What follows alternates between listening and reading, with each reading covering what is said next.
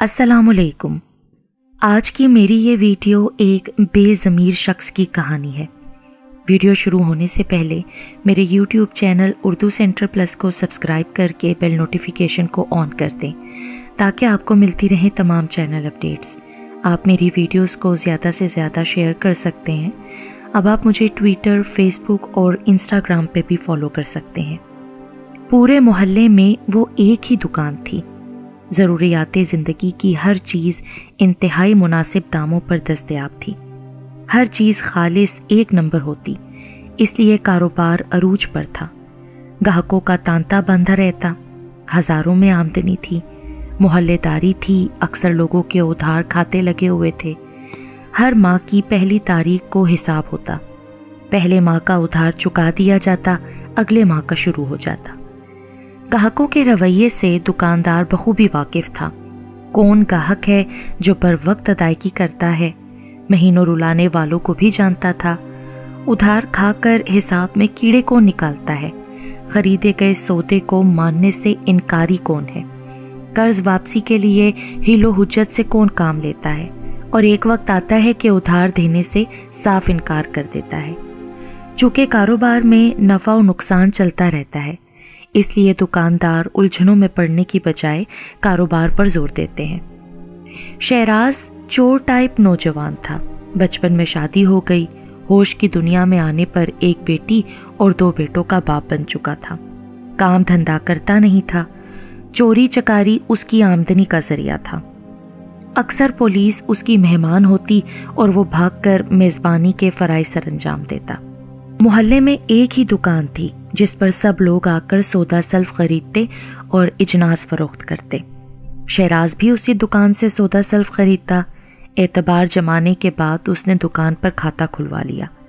हर माह की पहली तारीख तक पहला हिसाब चुकता करता और नया उधार शुरू हो जाता। चोरी करना कौन सा आसान काम है, ज़रूरी तो नहीं हर माह चोरियां करके हज़ारों कमाए। इसलिए जिस महीने उसकी आमदनी कम होती, उधार चुकाने में उसे देर हो जाती। चोर चोरों के दोस्त होते हैं, उसके ताल्लुकात भी गुंडा टाइप लोगों से थे। अक्सर लोग उससे डरते, उसके शर से बचने की कोशिश करते। अगरचे मुआशरे में उसका कोई मुकाम न था, मगर ऐसे लोग जानो माल को नुकसान पहुंचाकर बदला लेते हैं। अपने माल को शहराज के शर से बचाने के लिए हर कोई मफाहमत का रास्ता अपनाता। गांव में जिससे भी उसकी ना बनती, कोई सरेरा रुसवा करता, पुलिस को मुखबरी करता, अपने गली मोहल्ले आने जाने से रोकता, तो फिर तो उसकी शामत आ जाती। शहराज अपने दोस्तों को बुलाकर वारदात करता और अपनी बेइज्जती का बदला लेता। पानी वाले हैंड पंप और पानी वाली मोटर उतारना, घर में पड़ी कीमती चीज़ें चोरी करना, साइकिल मोटरसाइकिल चोरी करना, खेतों और डेरों से जानवर चोरी कर लेना उसके इंतकाम की अलामत थी। गर्ज जिससे भी रंजिश होती, अगले दिन उसके यहाँ चोरी की वारदात हो जाती। जब उससे पूछा जाता तो फिर साफ मुकर जाता। अगर कोई गरीब होता तो उसके सामने सीना जोरी करता।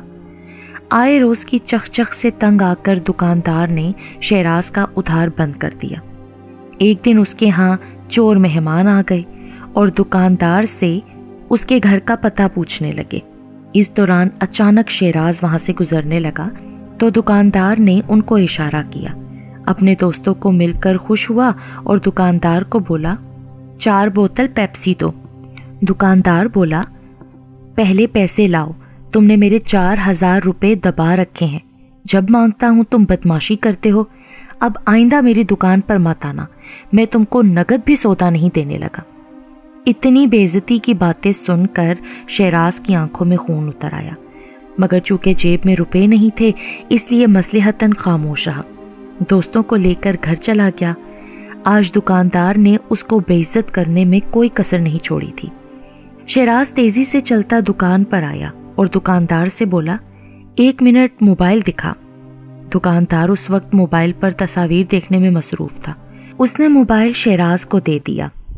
शहराज ने मोबाइल थामते ही जेब में डाला और दुकानदार पर लातों मुक्कों की बारिश कर दी। तुमने मेरी बेटी की नहाते हुए गुसल खाने से वीडियो बनाई है, तुमने मेरी इज्जत पर हाथ डाला है, तुमको ऐसा सबक सिखाऊंगा कि सारी जिंदगी याद रखोगे। शोरो गोगा होने पर लोग इकट्ठे हो गए। بڑی مشکل سے دکاندار کو چھڑایا اور شہراز کو گھر بھیجا۔ دکاندار نے لوگوں کو اصل صورتحال بتائی۔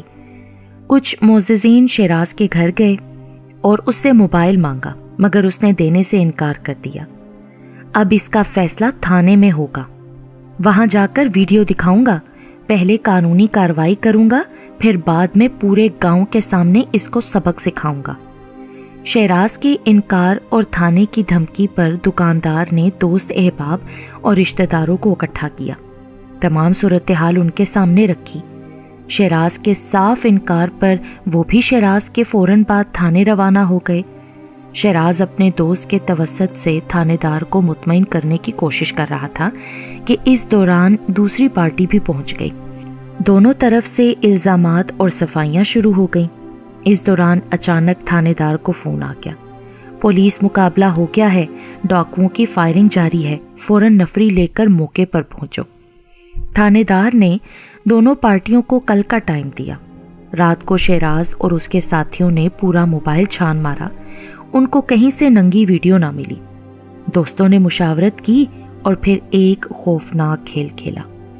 اگلے دن جب تھانے دار نے ویڈیو دیکھی تو شرم سے آنکھیں جھک گئی۔ دکاندار اور سفارشیوں کو خوب صلواتیں سنائیں اور FIR کاٹنے کا حکم دیا۔ ننگی ویڈیو ان کے سامنے لہرائی۔ کوئی غیرت مند ایسا کام کر سکتا ہے جو تم نے کیا ہے؟ معصوم بچی کی ویڈیو بنائی ہے، وہ تمہاری بیٹی کی عمر کی ہے، تم کو یہ گھٹیا کام کرتے شرم نہ آئی کیا؟ ویڈیو دیکھتے ہی دکاندار کے پاؤں سے تو زمین سرکنے لگی۔ وہ تو بیچارہ بے ہوش ہوتے ہوتے بچا۔ ان لوگوں میں ایک نوجوان موبائل استعمال کرنے میں ماہر تھا۔ اس نے تھانے دار سے کہا، پلیز سر، آپ اس ویڈیو کا ٹائم دیکھیں، یہ ویڈیو آج صبح 8 بجے کی ہے، جبکہ واقعہ کل دوپہر 1 بجے کا ہے۔ جب تھانے دار نے ٹائم دیکھا تو واقعی وقت اور تاریخ آج کی تھی۔ یہ دیکھتے ہی اس کا جسم غصے سے تھر تھرانے لگا۔ اس نے سیکیورٹی والے کو کہہ کر گیٹ بند کروایا، 2 جلاد قسم کے سپاہی بلائے جو ڈنڈے اور پولیس کے چھتر کے ساتھ آ گئے۔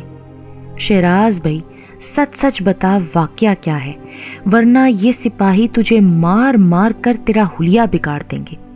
صاحب بہادر، آج سے کچھ دن قبل میرے مہمانوں کے سامنے اس دکاندار نے میری بے عزتی کی تھی، اسی کا بدلہ لینے کے لیے میں نے ویڈیو کی کہانی بنائی۔